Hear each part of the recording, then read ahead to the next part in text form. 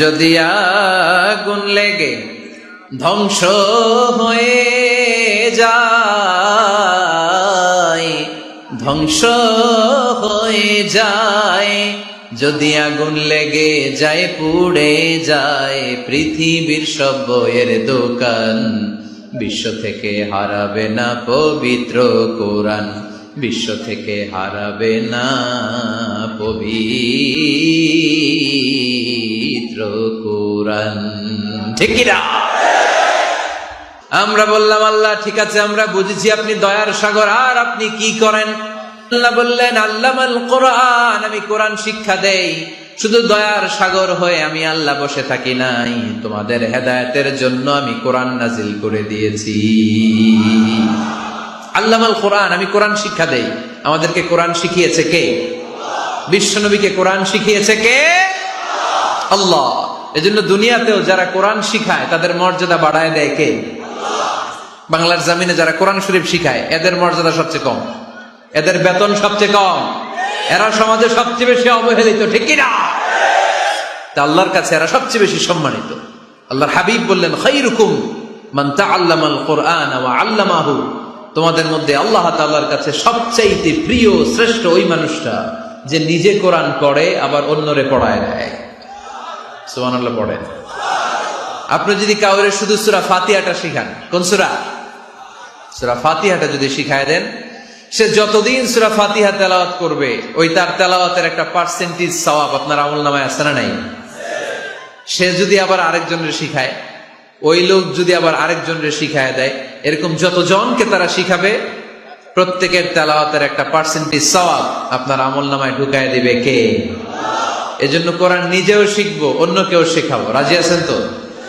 এজন্য কোরআন শিক্ষার আসর জন্য আমরা গড়ে তুলি।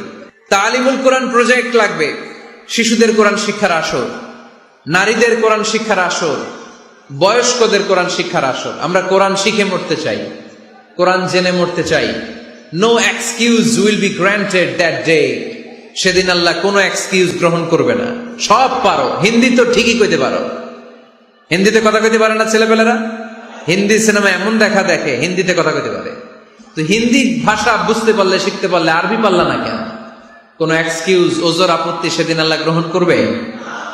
আসুন আমরা কোরআন পড়ি, প্রতিদিন একটা আয়াত হলেও কমপক্ষে আমরা যেন কোরআনের অর্থ পড়ি, বঙ্গানুবাদ করি। রাজি আছেন তো? আপনাদের স্মার্টফোন আছে কার কার হাতে দেখি?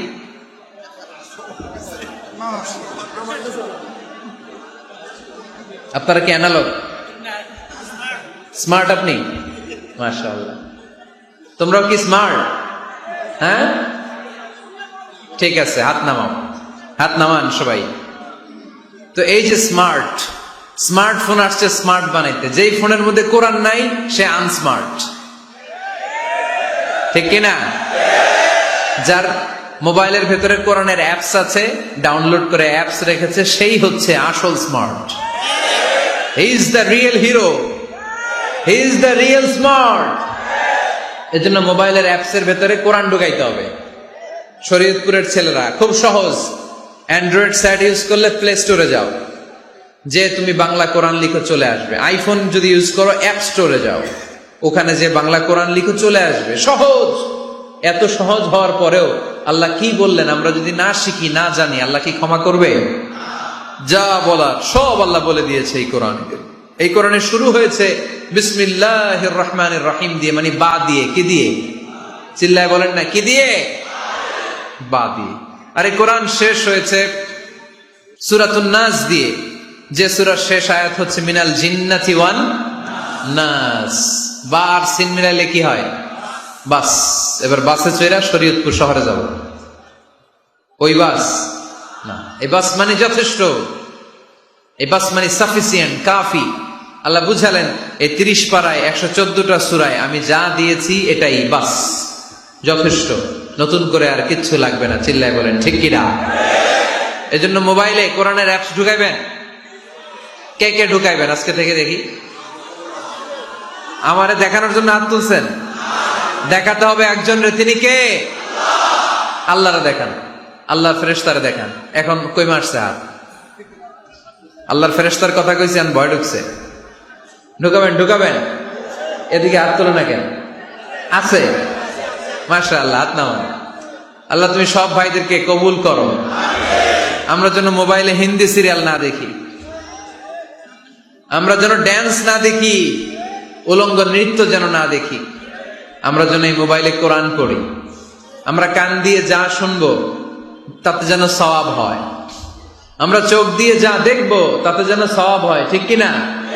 যেন কানে শুনি সদা তোমার কালাম, হে খোদা চোখে যেন দেখি শুধু কোরআনের আয়াত, শোনো আমার মুনাজাত, শোনো শোনো ইয়া ইলাহি আমার মুনাজাত, শোনো আমার মুনাজাত। পড়েন আমিন।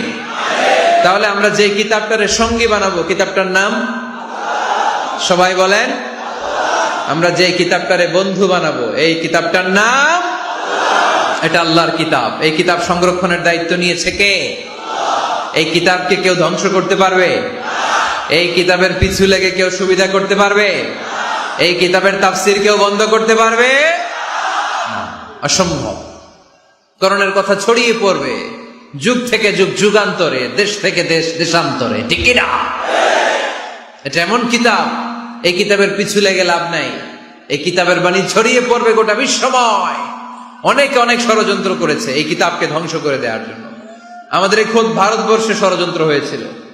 ব্রিটিশরা যখন চলে গিয়েছিল, ওরা প্ল্যান করেছিল এই কিতাবকে কি করে আমাদের থেকে ডিটাচ করা যায়, কেমন করে আলাদা করা যায়। এর একটা কমিটি করে দিয়েছে, আপনারা গবেষণা করে দেখেন এই ভারতবর্ষ থেকে কেমন করে কোরআন দূর করা যায়। তারা বুদ্ধি করে বলল, এক কাজ করি, কারণ তাদের কোরআনের কপিগুলো মসজিদ থেকে বের করে আমরা আগুন দিয়ে জ্বালাই দিব, তাইলেই কোরআন শেষ। কোরআনের কপি যদি আগুন দিয়ে জ্বালায় দেওয়া হয়, তাহলে তার পৃথিবীতে কোরআন থাকবে না? না থাকবে? দয়াময় রহমান শেখালেন কোরআন, বানালেন ইনসান, শেখালেন বায়ান। দয়াময় রহমান শেখালেন কোরআন, বানালেন ইনসান, শেখালেন বায়ান। দয়াময় রহমান শেখালেন কোরআন, বানালেন ইনসান, শেখালেন বায়ান।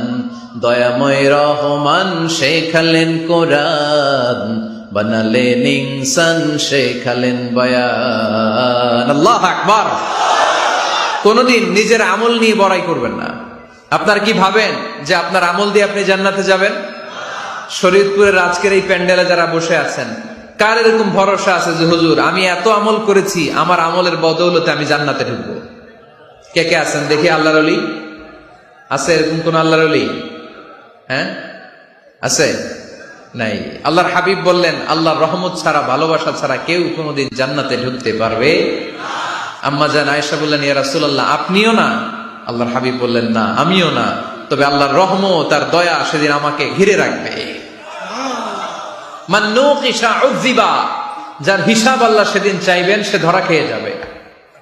সব সময় আল্লাহর কাছে এই দোয়াটা যেন আমরা করি, আল্লাহ কিয়ামতের দিন তুমি আমার হিসাব নিও না, আল্লাহ তুমি আমার বিচার বসিও না, আল্লাহ তুমি দয়া করে আমারে মাফ করে দিও।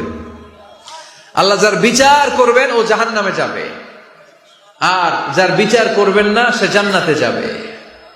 আল্লাহ যদি বিচার করে আর পাই টু পাই হিসাব নেয়, নামাজ পড়লি না কেন, রোজা রাখলি না কেন, মিথ্যা বললি কেন, খাদ্যে ভেজাল দিলি কেন, মাছে ফরমালিন দিলি কেন, যৌতুক খাইলি কেন, ঘুষ খাইলি কেন, উল্টাপাল্টা করলি কেন, জিনা করলি কেন, একটার পর একটা প্রশ্ন বানে যদি সেই ভয়ঙ্কর দিনে আল্লাহ আমাদেরকে জর্জরিত করে, আমাদের কোনো উত্তর আছে? সেদিন আমাদের বাঁচার কোনো উপায় আছে? তাই আমরা সবাই আল্লাহর কাছে দোয়া করবো, আল্লাহ কোনো বিচার টিচার মানি না, আমরা কোনো বিচার করতে পারবো না, দয়া করবা। কথা কয় না? কি করবে? এবার আওয়াজ করে বলেন, বিচার চান না দয়া চান?